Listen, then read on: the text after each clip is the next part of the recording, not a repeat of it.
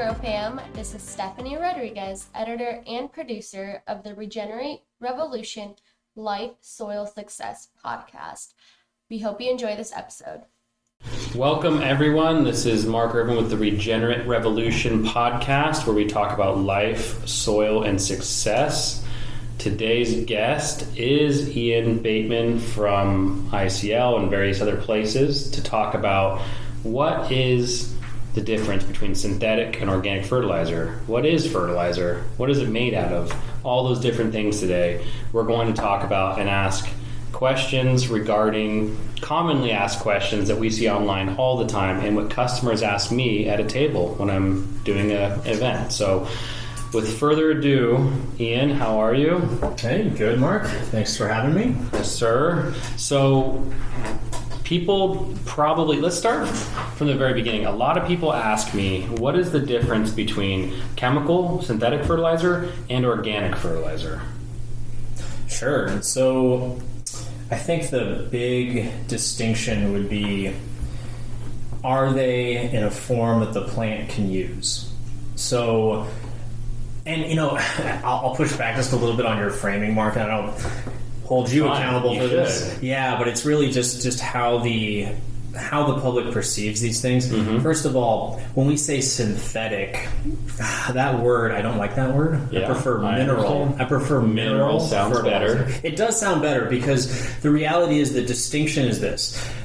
Mineral fertilizers are fertilizers that are mined from the ground, typically, right? We have these big mineral deposits that build up over millions of years. These mineral deposits, at one point or another, were made up of living organisms, plants, plankton, diatoms, whatever it might be. Over time, the organic matter, the carbon that's in these organisms, break down, and what's left is those purified mineral deposits. Mm-hmm. Those are mined and typically purified, and that's what you see on the store shelves. And I think that's a great way of illustrating to people because, when you are told about the boogeyman out there that are going to cause chemical burn to your plants and your plants aren't going to have as much of a taste, they're not going to have as much flavor, and they're not going to be as good as an organic fertilizer, they kind of get told that synthetic is the word they want to use because they're saying it's derived from petroleum products and it's derived from this harsh chemical process. So it is good to kind of make the distinction that, mineral-based fertilizer is in a available mineral form that the plant can take up right away. Versus organics need to be broken down. There's one extra step that have to be put in there. The microbes that are in your soil have to break down into its constituent components and then feed it to the plant's roots. Versus the synthetic fertilizer, which we're calling mineral today, is basically ready for the plant to uptake, right? Yeah, so the distinction, again, would be the organic fertilizers are in a raw form, right? They're typically derived from animal products or plant products. They're bound up, the nutrients the plant uses are bound up in carbon. They're bound up in living material. Or was once living material. And that, like you said, needs to get broken down by microbes. Contrast that to the mineral fertilizers where that process has already been done by nature, probably millions of years ago. And so we're skipping that intermediate step. And so to me, that's the distinction. Now, there's this whole legalistic regulatory distinction we could get into, but know that not all organic fertilizers you buy at the shop or the store or what have you that say organic on them, it doesn't always mean what you think it means. There's a lot of sort of, call them like loopholes that take place in the fertilizer world. So I'll give you an example. Magnesium sulfate or Epsom salts, right? People use that as like foot baths or whatever, right? Mineral baths. It's also a plant nutrient. That can be considered organic, even though it doesn't fit the chemical definition we just both agreed on, right, where it contains carbon. Well, mag sulfate doesn't contain carbon, but the organic regulatory bodies know that, well, guess what? We can't really get good sources of magnesium economically otherwise, so we kind of have to make this concession. We go, you know what, mag sulfate is considered organic, even though it's not organic. We're just going to kind of bring it into the fold. Well, yeah, and I mean, let's parse that out a little bit because I think some of the people listening might also not know What does salt have to do with fertilizer?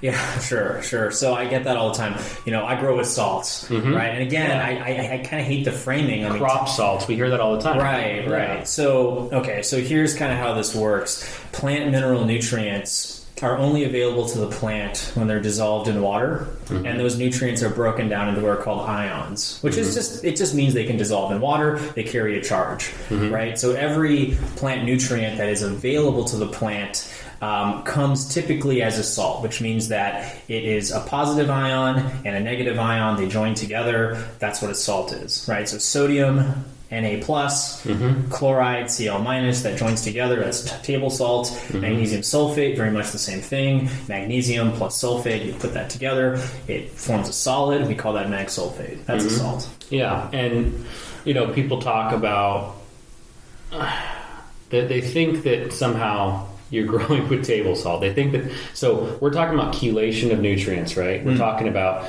and let's expand on that for the people, because they're going to see that word, and people respond to us on our website all the time and go, what is chelation? What is chelate? Sure. Is it Chilean? Does it come from Chile? I don't know. So explain how that ties in. Sure. So it's a broad term. It has a chemistry definition, and then there's kind of an industry definition. So the strict chemical definition is when you have an organic molecule that will attach to a inorganic metal. Okay, so in this instance, most of the nutrients, the plant nutrients, are metals, technically speaking. And so the chelate is the thing that attaches to that metal ion and protects it. So the chelate, I use it synonymously with like protection. That's how I like to think about it. So why do you want chelation? You want to protect your nutrient ions from reacting with whether it be things in the water, things in the soil, things that keep your plant root from uptaking it. That's an incredible segment, I think, for us, because people don't think about water quality when it comes to fertility, right? And using a fertilizer substrate. So when we're using a mineral-based fertilizer, so that can happen, right? We can have some ions flip, and you're going to have some components of your fertilizer be now non-available or precipitate out. So let's talk about that. So if it's not chelated, right, and there's an ability for some ions to flip-flop, like talk about calcium, for example. What are the pitfalls of using a mineral-based fertilizer but not having it be chelated and the water source is dirty? Sure. So different nutrients are more or less reactive with different contaminants that are present in the water. Hard water is defined as water that's high in magnesium and calcium ions. Calcium especially is a very, very reactive ion. It tends to grab onto other nutrients. Just flips back and forth. Right. So if you have things like phosphate or sulfate, which are key and essential plant nutrients, in the presence of high calcium ions, that calcium will grab on and form a salt, essentially, right? It'll go backwards. Instead of dissolving in water, it'll form a solid in water. Your plant roots cannot uptake solids. They can only uptake ions or dissolved nutrients. And so now it's no longer available to the plant. So you're putting in all this nutrient, you're paying good money for it, and it's just winding up in your soil, sitting there for time immemorial, and your roots really aren't touching them. And it could also, like in an irrigation system, it could plug your emitters. Because it's now precipitated out and it's not soluble. So a lot of people ask us all the time. They're like, hey, I've been having trouble. My emitters keep getting plugged, or I don't know what I'm doing wrong. It seems like I have a lot of precipitate at the bottom of the tank. And this is where I do inform them. I say, hey, what have you done for your water test? Where is your pH at? Let's look at those reports. And they're like, I don't know. I just take tap water and I put it in the tank. Well, no, because pH, which we can describe to people, potential of hydrogen, that has to be in the right zone, or else other things will precipitate out too. So sure. So if we want to think about chelation as protection for your nutrients, we should also mention, like you said, pH and its interaction with the availability of nutrients. Because especially the minor nutrients, so things like iron, manganese, zinc, copper, etc., these nutrients tend to be very, very susceptible to pH. And what I mean by that is so let's define pH. pH is the concentration of hydrogen ions in water. So the acidity of water, right? pH of 7 would be neutral. pH of less than 7 would be acidic. pH in excess of 7 would be alkaline. Minor nutrients really like a very acidic pH to be in their ionic or soluble form to the plant, in their available form to the plant, I should say. So really that's like pH 4 or 5 is really where most of those minor nutrients are. And that's how they're stored in a liquid format, right? So typically, yeah, most liquid fertilizers you see on the store shelves tend to be pretty acidic. Yeah. If you were to measure the pH of most nutrients out there, you're going to find it's going to have an acid pH, especially if it contains minor nutrients. Yeah. So, but most plant nutrients and the plant itself doesn't really want a pH of 4 or 5. I mean, there's some exceptions, but typically the plant wants something more in the slightly acidic, somewhere in the 6s. Sixes, Typically where you see the pH being optimal for most crops. So now we have a problem, right? The minor nutrients want 4, the plant wants somewhere in the 6s. How do we square that circle? We bring in chelates. So most of the minor nutrients out there are chelated. Yep. And you'll see that on the fertilizer label. It'll say chelated by, and that's when I went earlier when I was mentioning, well, what's the definition of a chelate? Well, it turns out there's a lot of different types of chelates, and some are better than others, and some... EDTA, right? EDTA would be the industry standard chelate. Especially I don't even want to try to pronounce that whole word because it's just... I don't even know... I couldn't even break it down. It's a big acronym. At the little something like that. Something like that, right. But basically, the way I like to visualize EDTA is a good example. It's a good chelate.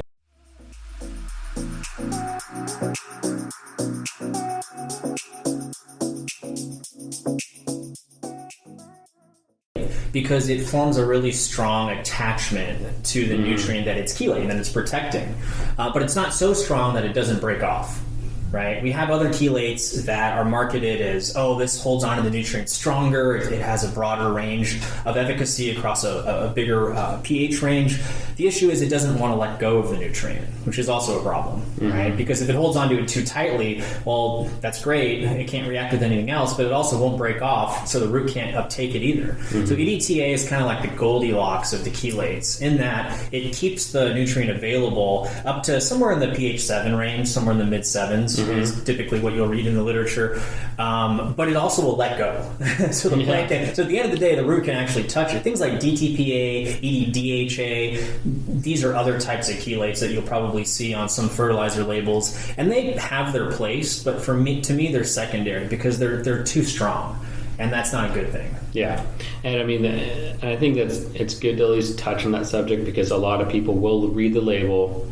I'd be like, I don't even know what this acronym means, and I think we gave them a good understanding now of why that's in there, how it works, and basically, I mean, just to touch on the water quality piece, I mean, it has to be in there just because you're working on diverse water quality across the spectrum and environment across the country. So sure, yeah, and I work mostly these days in the greenhouse and nursery industries. Yeah. And when I go about consulting with customers, recommending fertilizers, you really want to start the conversation with water quality. So have you done a water test? What's in your water? What's going on? If they don't know that, that's something where opportunity. That's someone like someone like myself could come in. We have our own labs we work with. We can first get the water quality figured out, because a lot of times the fertilizers that I'm going to recommend are tailored to certain types of water. We have fertilizers that are good for soft water or water that has very low levels of dissolved nutrients or other contaminants in them, all the way through super alkaline water where the fertilizer will come baked in with plenty of acid, so it'll drop the pH and allow those nutrients to become available. Because you're right, if you don't know what the pH of your starting water is and you start adding all these nutrients in, maybe it'll work out well, maybe it won't, you don't really know. Yeah. There's one way to find out. Yeah, and I mean, I think, goes back to our kind of talking about pHing again, is that, most people, you have to pH your water. Some people want to do it before and after, but I mean, you're going to need to have a baseline test where your water's at, know where your fertilizer's at.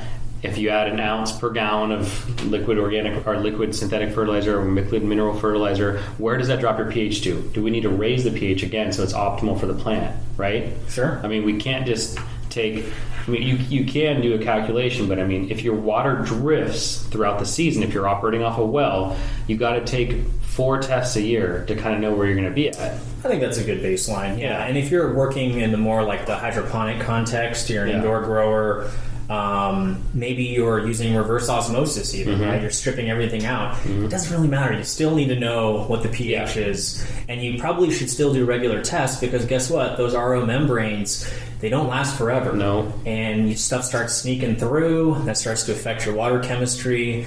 And, you know, this is something that I could just keep going on and on about this. It's definitely something that's overlooked. You know, even a lot of really large commercial growers. Water is almost the first problem that every grower doesn't know they have. Sure. I mean, and you know, I'll go further. One of the things that kind of drives me crazy is, and this was more in my previous role when I was working as a distributor of RO systems. You know, customers will come at us, hey, we need RO. We need RO. We just, our water's terrible, et cetera, et cetera. Well, what's in your water? I don't know. Well, how do you know you need RO? We need RO. We've always grown with RO. Well, the thing is there's good things in your water too, right? And if you strip all that out, well, you might have to add it back in later. So why are you doing that? Right? You're just going an extra mile. And I'll give you a few examples. One of them is, so what makes your water alkaline? What makes the pH higher than 7? Typically, it's something called carbonates, right? Or calcium carbonates. Yep. And that's the same stuff that the scaling you see in your shower or your sink. Yeah. But those carbonates can actually be a good thing. Because what they do is they act like a sponge and they soak up acid. They soak up hydrogen ions. So if you have 0 carbonates in your water, you have an EC or a conductivity of 0. There's nothing in the water at all. It's perfectly pure. Well, now a tiny amount of acid or base will move that pH up or down. Completely. And it's very hard to manage that. And that's why even with people talk about spring water, it's like, we want to drink spring water. It's like it's clean, but when it gets filtered through the mountainside, it's getting filtered through calcium. It's getting filtered through those different types of calcium carbonates to make it into a fresh spring water. It's not bad that there's some in there. It just, how do we mitigate that with changing the pH? And how I would even argue it's good and necessary. Yeah. If a human were to drink RO water exclusively, they would have a lot of health problems. Yes, absolutely. Because what's going to happen, it's going to pull minerals out of your cells, and you're going to urinate all that out, and you're going to become more and more depleted, right? Yep. I mean, that's why Gatorade exists, and we can, not to divert on, on Gatorade, but but you can think of the plant root in a very much the same context. If you were to feed a plant root RO water only over the course of weeks and weeks, you would have a very sick plant. Yep. Yeah. No, I mean, that's. Minerals are the essence of life, right? So we need to properly mineralize the water. We're doing that through both calcium carbonates and the mineral fertilizer that we're trying to put together. So I think people overestimate that this plant is very much like us. It needs proteins, minerals, amino acids. It needs all these things to function. It needs to have the right kind of water. You start feeding acidic water to the plant all day long, it's going to have a bad day, Absolutely. So the most frequently asked question we're getting these days too is biofilm buildup, right? What is biofilm buildup? Sure. So you can think of biofilm like plaque, right? It's bacteria. It's different species of bacteria that form these little colonies. And typically this takes the shape of kind of gunk or slime inside your drip irrigation or whatever your irrigation apparatus might be. You'll see this kind of sludgy material. And if you give it enough time and enough food, that biofilm will start to occlude or block your drippers and cause clogs. And then your plants aren't getting the food they want or the water they need, and terrible things can happen. This is something that I used to run into a whole lot back in my cannabis days when I was working more in the cannabis space. Growers would go from their small kind of hobby setups and their hobby fertilizer stack, if you will, and they would take that to prime time, right? They would take that to a 10,000, 50,000 square foot grow operation with centralized fertigation system and complicated irrigation equipment, and they would introduce things into their drip lines that would promote bacterial growth. And those could be organics, right? Typically they're sources of carbon, soluble carbon or proteins, amino acids that are perfect food for microorganisms. So those things are good. I mean, those inputs are great. I don't think that injecting them or introducing them into your drip lines and letting them sit there overnight is a good idea. So flush, maybe. Yes. So this is what they do in agriculture, by the way. So if we look at agriculture, it's become more and more fashionable to introduce things like kelp, amino acids, and all these other sort of organic components into their fertilizer mix, because they realize that it's not just about the NPK and all the plant essential nutrients. There's a lot of other good stuff in this organic material. But the ag guys know better, and so they don't let those organic materials just sit in their drip lines. What they'll do is they'll run it, and then they'll run clean water through those drip lines and push all that funk out, and then go on about their day. Which makes 100% sense. When I talk to commercial cannabis grower after commercial cannabis grower, and they're like, "Oh, I don't want to use organics because there's biofilm." Well, yeah, you want to use mineral fertilizers, and then a couple times a week you can use the organics. I call it synganics, right? It's a combination of the two. And they're like, well, there's biofilm in our film that'll be like formed.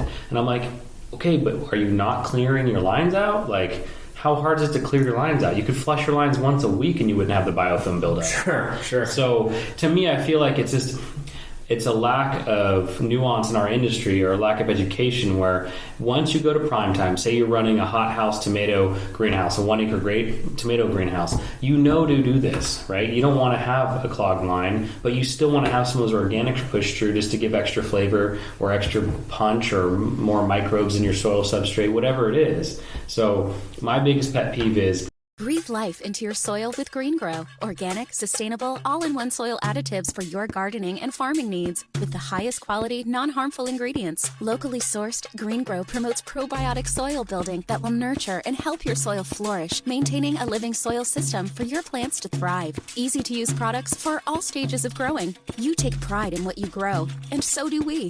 Grow only the best with GreenGro Biologicals. Order online or find your nearest location where GreenGro products are sold. I mean, tell everyone, how simple is it to flush a line? It doesn't need to be complicated. Yeah. A lot of drip irrigation companies like Netafim or whomever, they can build you a drip system that has auto purge functionality. The purge valve. So it just does it automatically. You don't even need to think about it. It's not a big deal. So if you're going to run organics, so things like sugars, things like amino acids or kelp are common ones, humic acids, these sorts of things, they're great. I think they certainly have their place. Look, I tell customers this all the time. You don't need to pick a team. You don't need to be in the organic team. You don't need to be in the mineral or synthetic fertilizer team. You can use the best of both worlds. Absolutely. And just to kind of expand on that, I think that the organic nutrients, once they break down, they are functionally mineral nutrients, right? Again, when it comes to NPK and all the other... the plant can't tell the difference. The plant can't tell the difference there, but there's a lot of other stuff in that organic material that we're probably only in the infancy of understanding, right? There's biostimulants. We call it the spaces in between. Right. There's all this other stuff, and you want that other stuff. And I'll just put it to you this way. I like to look at agriculture, commercial agriculture, especially specialty crops and high-value crops, as kind of where I think a lot of the cannabis and the controlled environment and the veggie guys probably need to go, because these guys are all about dollars and cents. And so if something doesn't work, they're not going to use it. And you look at what they're doing. You look at what a lot of the berry producers, right? Strawberry is a huge crop in California. Most of the country's strawberries are grown on our central coast. Mm-hmm. They're not just using mineral fertilizers. Yeah, they're not just using one type of fertilizer. They're just going all out. They're using all these different things in combination, right? That's what I would encourage customers to do. Don't be scared of organics, but know how to manage them. And I would say this, if you can't swing it through your drip system as a soluble organic, incorporate it into your growing mix. That's a really, really simple way of getting it all in there and not have to worry about biofilm.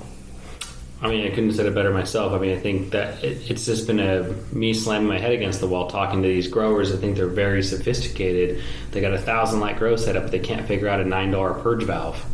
Sure. I mean, it's like, come on, you guys need to have an irrigation specialist come to your facility and talk to you about what large-scale agricultural greenhouses are doing, because it's not difficult. Anything that's going to create a biofilm can get rinsed out in a day. And I see this all the time where, a customer will get burned improperly using organics. They'll get biofilm. It causes a lot of damage. I mean, you get to a certain point and you have to basically rip out all of your plumbing. And that's not a cheap expense, right? So they'll go the other route. They'll go the other extreme where they go clean as possible. Organics are out. We're going to only use mineral fertilizers, and we're going to inject oxidizers like peroxides and chlorine, things like that through our lines all the time. And so we're going to kill all biology. Yeah, we're done with biology. Yeah. It's all gone. Sterile. Right? We're going to grow in like inert insulation fiber. With a hospital room. Which, by the way, I'm not hating on any of that. That's another approach, and it certainly works. Is that the best approach possible? I don't think the flavor is there. I would tend to agree with you. So, that's just, my point of view. What's the difference, and why would someone use a liquid concentrated mineral fertilizer versus a powdered dry mineral fertilizer? Sure. So, there's a few different things to consider. Some materials you just really can't get as a dry. Mm-hmm. Okay. And that being? It's usually more on the organic side of things. Yeah. So things like humics and fulvics, yes, you can get them dry. If you ever tried mixing them in water, sometimes it can be very, very difficult to actually get that in solution. Yeah. So materials like that, they're probably better off just buying a liquid because it's so hard to mix it yourself without specialty equipment. So there's that. Some materials, they lose a lot of their bioactivity if you freeze dry them and turn them into a powder, right? So that would be another example. But by and large, if we're just talking about mineral fertilizers, your mag sulfates, your ammonium phosphates, your salts, right?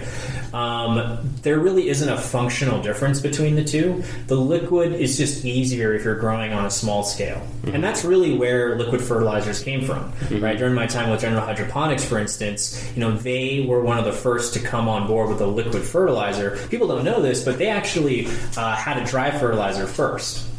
And they were selling with their small little hobbyist hydroponic system, and this is way back in the 70s. And what they were getting from customers was that, well, this dry stuff is hard to use because it turns into a brick, right? There's that.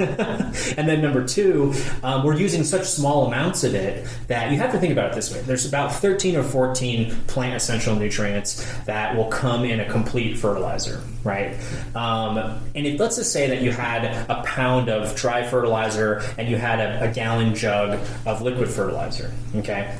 And you wanted to get an even distribution of all of 13 plant nutrients in both cases. Okay, with the liquid, it's easy. Just shake it, right? And all of those little nutrient ions are bouncing around in the water, and chances are very high that you're going to get a really good and even distribution of those nutrients. Now, if you were to take that same thing in the dry salt context and the powdered context, well, that would be about the same as taking a gram of that, right, and dissolving that in water yourself. Well, the chances of you getting all 13 nutrients, especially some of those minor nutrients, is vanishingly low, right? Mm-hmm. So if you're going to buy the dry powdered nutrients, you probably want to be on a bit of a larger scale, or maybe you're just buying something really simple that only contains 1 or 2 nutrients where it doesn't matter, right? Yep. But if you're buying a complete nutrient that has especially the minor nutrients in it, and you're only growing a few plants, to me it makes a lot of sense to go with the liquid. Yeah, ease of use. You're coming home from a long day. You don't really want to be a chemist for a minute. You don't want to calculate how many dry weight grams you need to put into a gallon and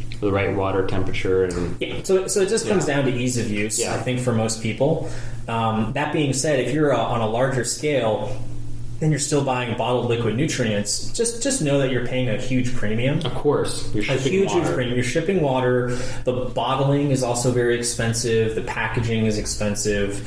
Everything is expensive. Mm-hmm. So you just kind of have to do that cost calculus where, especially if you're on a larger scale, we're just cutting bags open and dumping it in reservoirs and dissolving it anyway. So. Yeah.